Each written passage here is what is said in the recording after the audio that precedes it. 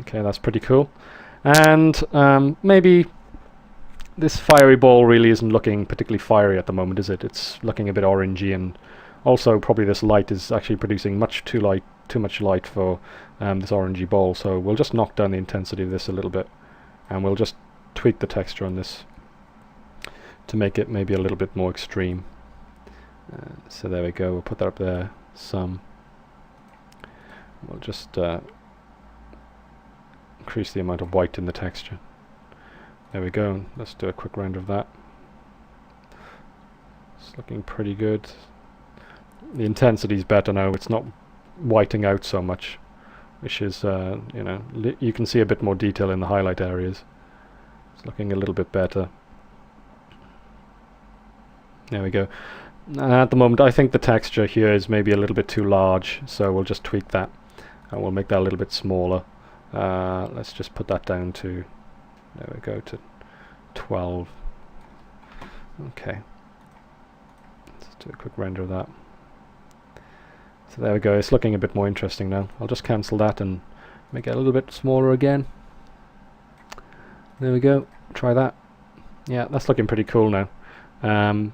Looks kind of weird, doesn't it? Which is pretty much what I was going for. Maybe that light's still a little bit too bright, so let's just knock that down just a little bit more. Try one more render.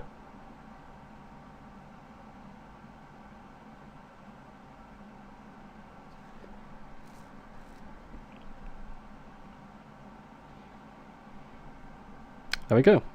It's looking pretty cool.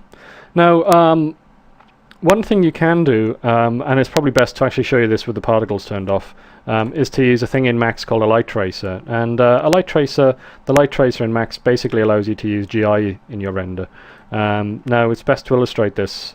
If I move, let's say, the ball back here, what I want to get is some reasonable lighting on the floor, but some interesting shadows here.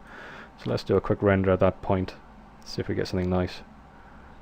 Yeah, I think that looks pretty cool. What you're getting here is, you know, there's a large amount of light appearing to come off this flaming sphere, and it's causing a very large shadow underneath, you know, the edge of this plinth. But it's lighting up the ground plane, you know, quite a lot, and that looks pretty cool. But what happens in real life is that, you know, the light would hit the floor, it would bounce off the floor, and then you get some uplighting coming back onto the plinth here. Okay, now something we could try doing is actually adding bounce light to the scene using the light tracing feature in Max, which is Max's system for producing global illumination effects. So we'll go up to rendering, advanced lighting, light tracer, and turn that on. And if I set these parameters to be correct, let's just have one light bounce here. Let's actually make sure that's turned on in the normal renderer. Use advanced lighting, yes it is. So now if I do a render, what I'm actually going to do here is pull the window up here a little bit, pull that down and use the middle mouse button and use the wheel, and I can zoom in on our render here. And you can actually use the middle mouse button to pan around as well. So what I'm going to do now is just do a quick test render of that. And you should see that it's actually slower, but you'll see that you'll end up with slightly increased realism in the lighting. You'll see on the side of these little details here, you now have bounce light, and you've got the same thing on the plinth as well. So even though there aren't any lights shining directly onto the underside of the plinth, you can see the lights hitting the floor and bouncing off the floor and coming back up and lighting up the underside, which is a lot more realistic. It's much truer to real life lighting. So that's quite a nice effect there. The only problem we have with this at the moment is that if I turn on the particles, each surface in the scene will be tracing rays from their surface to the particles, and they'll pick up light from the particles, which is actually quite realistic again, but it'll actually slow down the render massively. So in this case we're going to go for quite a quick render effect, so I'm not actually going to use the light tracer in the final effect. Actually what I may do is do a render with the light tracer off and then do another render with the light tracer on, so that'll be quite interesting, so we can do a comparison at the end of this tutorial. So let's just zoom out there. So there we go, that's what the light tracer does. So for now we'll just turn that off again. So we'll go to rendering, advanced lighting, light tracer, and just turn that off. Now the final stage of our tutorial, we're just going to do a render of an animation of this, which will actually allow us to see how everything comes together in the end. So we'll go to the render dialog, into the common output, common parameters area, and up until now we've been rendering a single frame, so we're going to change that now. We're actually going to render an animation.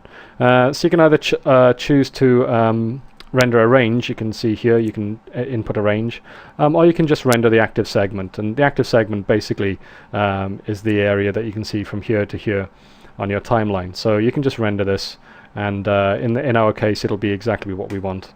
I'm not actually going to save out the files for a second. I'm just going to click render, and let's just see what happens here. Max will warn us, as you can see, you're rendering a sequence of no assigned file. In other words, you're going to render a sequence of frames, but you're not actually going to save them out. So it's just warning you here that you could actually be losing a lot of rendering time. So, do you want to continue? We'll just say yes. And Max will start rendering the frames, as you can see.